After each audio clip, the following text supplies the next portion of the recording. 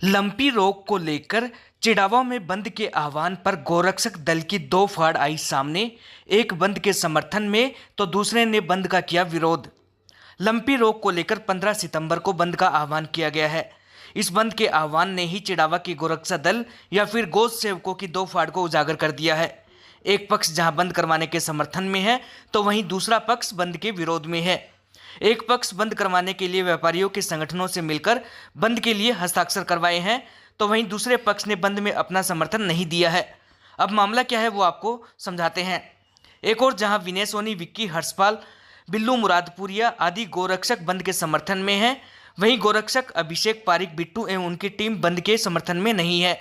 गोरक्षक पारिक का कहना है कि बंद को लेकर किसी प्रकार की बैठक नहीं की गई और बंद से गौमाता को क्या फायदा है। बंद के बजाय व्यापारियों से अपील की जाती है कि वे आर्थिक मदद करें ताकि दवा एवं अन्य सुविधाओं से इस रोग से लड़ा जा सके।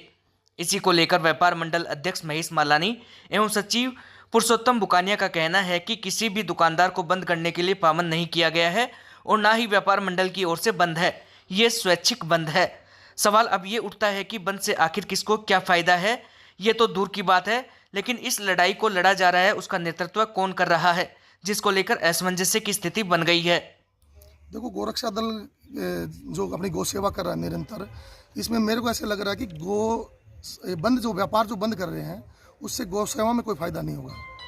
गौ सेवा में कोई फायदा नहीं होगा। और मैं तो व्यापारियों को एक अपील करूंगा कि बंद ना करके एक दिन का जो मुनाफा है उसके आप 50% अगर आप गौशाला में दवाइयों की हेल्प करें या चारे की हेल्प करें तो ज़्यादा बेनिफिट होगा। ये जो बंद का आह्वान किया गया है ये गोरक्षा दल की तरफ से किया गया है। देखो, हमारी ऐसी कोई मीटिंग वगैरह तो हुई नहीं। अगर व्यापार मंडल आपको ऐसे कुछ बोल रहा है कि हमारे कुछ कार्यकर्ता वहाँ पहुँचे हैं तो उनका मेरे को नॉलेज नहीं था। मेरे पास किसी भाई का फ़ोन आया मीडिया वाले का कि आप इस बंद में समर्थन कर रहे हैं क्या, तो मैंने उसको फ़ोन पे यही कहा कि हमारा इसमें कोई समर्थन नहीं है। समर्थन खाली इसी में है कि जो कोई उपचार है उसमें आप हमारी हेल्प करें या और करें। एक दिन अगर बंद रहता है तो जो इम्पैक्ट पड़ेगा सेवा में उसके लिए जिम्मेदार कौन होगा? देखो, जैसे अपन बंद करते हैं तो बंद करने से फ़ायदा क्या होगा? व्यापारी अगर व्यापार अपना रखेंगे तो वहाँ कोई गौमाता अगर घायल है वो दिखाई देगी तो हमें सूचना मिलेगी। या फिर कोई ऐसा मुख्य प्राणी है जो भूखा है, अगर वो रहेगा तो जैसे सब्जी व्यापारी हैं उसको सब्जी डालते हैं, कोई व्यापारी है जो अपने पैसे से कुछ उनको चारे की व्यवस्था करते हैं, कुछ भी, तो उससे नुकसान ही होना है, कोई फ़ायदा नहीं है गौ सेवा में। पूर्व प्रधान के मुख्य आतिथ्य में धीरावाली ढाणी अलीपुर में क्रिकेट प्रतियोगिता का हुआ समापन। सुपर ओवर में सुल्ताना ने चिड़ावा को हराकर जीता खिताब। धीरावाली ढाणी अलीपुर में नवयुवक मंडल की ओर से आयोजित क्रिकेट प्रतियोगिता का फाइनल मैच काफ़ी रोमांचक रहा। फाइनल मुकाबले का निर्णय सुपर ओवर से हुआ। फाइनल मुकाबला चिड़ावा एवं सुल्ताना के मध्य खेला गया। इसमें चिड़ावा को हराकर सुल्ताना चैंपियन बना। प्रतियोगिता के समापन समारोह में मुख्य अतिथि के रूप में पहुंचे चिड़ावा पंचायत समिति के पूर्व प्रधान एवं पिलानी विधानसभा से भाजपा के प्रत्याशी रहे कैलाश मेघवाल ने कहा कि खेलों से मानसिक एवं शारीरिक विकास होता है। इस दौरान पूर्व प्रधान ने मैदान में ट्रैक तथा अन्य विकास कार्यों की घोषणा भी की। कार्यक्रम की अध्यक्षता राजवीर भांबू ने की। विजेता टीम को 21,000 तथा उप विजेता टीम को 11,000 रुपये देकर सम्मानित किया गया। Man of the series Sultana के मोहसिन को चुना गया।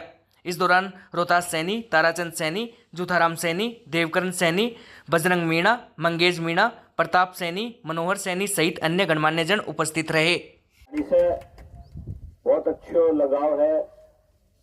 पहला प्रधान हो जो पानी की दिक्कत थी वह भी शॉर्ट आउट करी। एक साइड इंटरलॉक सड़क भी मेरी बनाई है और यह सड़क हमारे पिताजी की बनाई है। बस ठीक है, अब कई दिनों से तारे युवा साथियों से रूबरू होने को मौका मिल गो।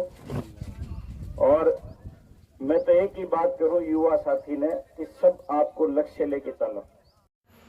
चिड़ावा पंचायत समिति क्षेत्र में लंपी रोग के 57 नए मामले आए सामने। आज भी 9 पशुओं की हुई मौत। अभी तक 162 गौवंश की हो चुकी है मौत। चिड़ावा पंचायत समिति क्षेत्र में लंपी वायरस का आंकड़ा लगातार बढ़ रहा है। आज बुधवार को 57 नए लंपी के मामले सामने आए हैं, जबकि 17 गौवंश रिकवर हुए हैं। वहीं बात करें आज की तो 9 गौवंश की मौत भी हुई है। चिड़ावा के सरकारी पशु चिकित्सालय के पशु चिकित्सक डॉक्टर राजेश ने बताया कि बुधवार को 57 नए लंपी वायरस के मामले सामने आए हैं, जबकि 17 गौवंश रिकवर हुए हैं तथा 9 गौवंश की मौत हुई है। अभी तक 1972 कुल गौवंश लंपी वायरस की चपेट में आ चुके हैं। तथा 162 गोवंश की मौत हो चुकी है। वहीं 440 गोवंश रिकवर भी हुए हैं। डॉक्टर राजेश ने बताया कि लंपी रोग को लेकर पशुपालक घबराए नहीं और इलाज के लिए पशुपालन विभाग एवं उनकी टीम को सूचना दें। चिड़ावा में महिला एवं बाल विकास विभाग की ओर से पोषण मेले का हुआ आयोजन। पार्षद निखिल चौधरी ने किया शुभारंभ। महिला एवं बाल विकास विभाग चिड़ावा की ओर से पोषण मेले का आयोजन किया गया। मेले का शुभारंभ पार्षद निखिल चौधरी ने किया। इस दौरान मैना देवी ने प्रधानमंत्री मातृत्व योजना के बारे में जानकारी दी। उड़ान योजना के तहत सैनिटरी का निःशुल्क वितरण किया गया तथा पोषण के बारे में जानकारी दी गई, जिसमें हरी सब्जी, मोटा अनाज तथा अंकुरित अनाज, दाल व बच्चों का वजन करने आदि कई बिंदुओं के बारे में जानकारी दी गई। इस मौके पर माया शर्मा, तारामणि शर्मा, सुनीता, अनीता, सुशीला, सुनीता, संकुतला, निर्मा, सरोज, सुमन, विमला, गुलशन आदि कई महिलाएं मौजूद रही। देश रोशन, देश रोशन, गुड़ चना खाएंगे। लंपी रोग को लेकर बिंजुसर स्थित पशु चिकित्सालय के सामने ग्रामीणों ने किया धरना प्रदर्शन। आश्वासन के बाद माने ग्रामीण। आज दिनांक 14 सितंबर 2022 को ग्राम पंचायत बिशनपुरा के राजस्व ग्राम बिंजुसर में स्थित पशु चिकित्सालय के सामने धरना प्रदर्शन का आयोजन किया गया। इस दौरान ग्रामीणों ने गोवंश की लंपी रोग से हो रही मृत्यु तथा इस महामारी लंपी से ग्रसित पशुओं को उचित दवाई व समय पर डॉक्टर के परामर्श के लिए मांग रखी, जिसके चलते प्रशासन द्वारा आश्वासन मिला कि जल्दी समय रहते पर्याप्त दवाई व 24 घंटे डॉक्टर की उपस्थिति सुनिश्चित कर दी जाएगी।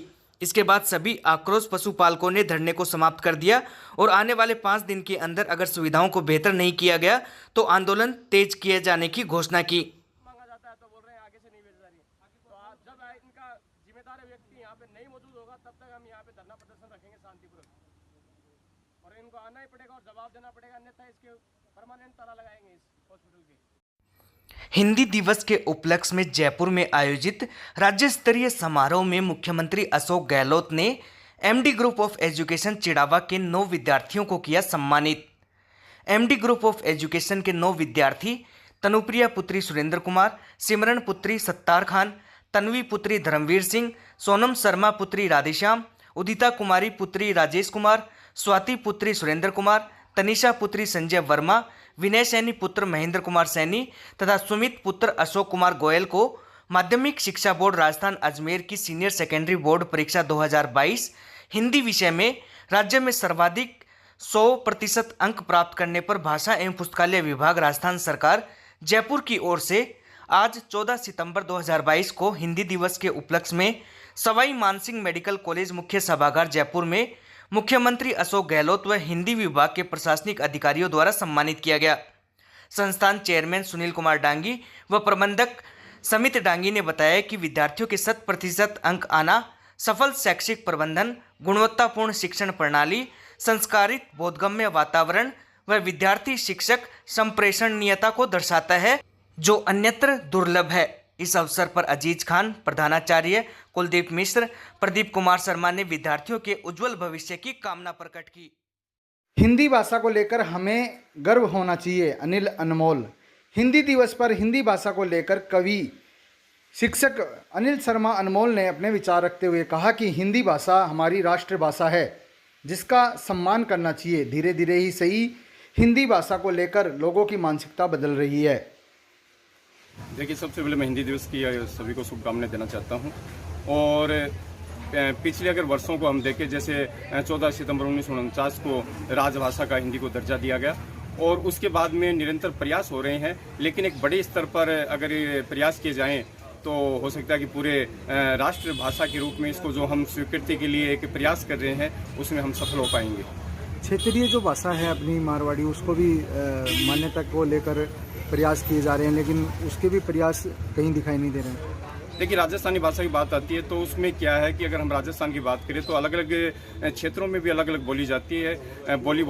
वो एक बड़ी समस्या सामने आती है और इस संबंध में भी अनेक जो हमारे साहित्यकार हैं, कविगण हैं, वो अनेक वर्षों से प्रयास कर रहे हैं और अगर निरंतर प्रयास होते रहेंगे तो निश्चित रूप से हमें एक दिन इसमें सफलता मिलेगी। देखिए, ऐसी बात तो नहीं है, हो सकता है कि जैसे अंग्रेजी को ज़्यादा मान्यता दी जाती है, लेकिन वर्तमान में अगर हम देखें इसमें IT क्षेत्र में तो हिंदी को भी अधिक महत्व दिया जा रहा है। आज कंप्यूटर की अगर बात करें तो भी हिंदी को ज़्यादा महत्व दिया जा रहा है और निश्चित रूप से कि लोगों में जो अब जागृति आई है हिंदी के प्रति, तो उसका परिणाम भी हमारे लिए सकारात्मक होगा। एक जो ये सोच है कि जैसे हिंदी बोलना हमें अभिमान होना चाहिए खुद पे कि हम हिंदी बोलते हैं, लेकिन इसको एक बैकवर्ड तरीके से भी लोग लेते हैं, इस बारे में उनको क्या आप संदेश देना चाहेंगे? देखिए, ये गलत है। अगर किसी की धारणा, तो मैं तो उसको गलत मानता हूँ। अगर हिंदी की बात करें, जितनी हिंदी में सरसता है, जितनी सहजता है, जितनी सरलता है या जितनी हम कहें मधुरता है, वो अंग्रेजी में हमें कहीं